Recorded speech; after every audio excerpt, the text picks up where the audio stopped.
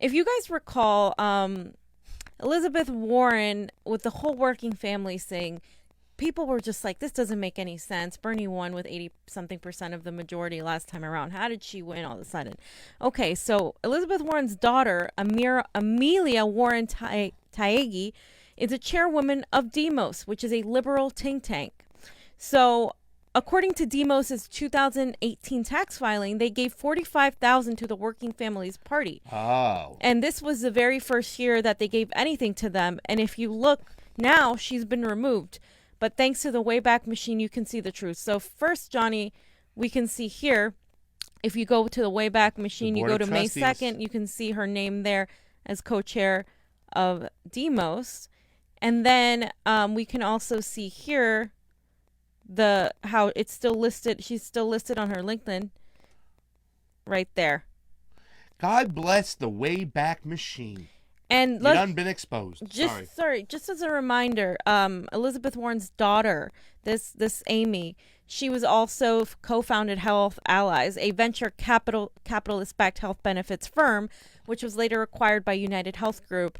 Now, it's the second largest healthcare provider in the U.S. People are going to tell you, I know Lauren Steiner came back at us saying this isn't anything to do with health insurance, but the reality is it's absolutely to do with, it's a health insurance provider. It's one of these big insurance companies, and you can see that there. But the most important thing I want to show you guys here is the money.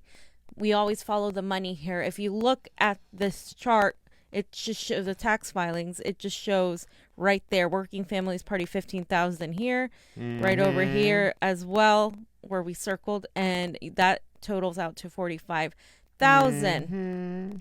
So, you think it stops there, fam? It goes deeper. I knew it would. So, the Democracy Alliance is an organization that lists both Demos and Working Families Party as, quote, investments. And if you look on the website, you will find that Demos is on there with these pictures, Johnny. I have the pictures, Demos, right, and then you have the Working Families Party, and then the third one that they have, of course, is Center for American Progress. Oh, there go that man again, Mr. Podesta. So right there we see Neera exactly. Tanden. So why does Neera Tanden love Elizabeth Warren so much? Oh. I mean, this is okay. Like, you're going to tell me this is all a coincidence, okay? Let's just operate on the basis that this is all a coincidence, right? Yeah. But in addition to all of that, yeah, Warren's campaign treasurer, Paul Egerman, is also on the board of Treasurer for Democracy Alliance, this same group. So if you look for him now, again, he's been removed. But if you use Time Machine and go back, he's on there. As of April 28th, 2019, there he is. He's the treasurer. He's also the treasurer for Elizabeth Warren's campaign.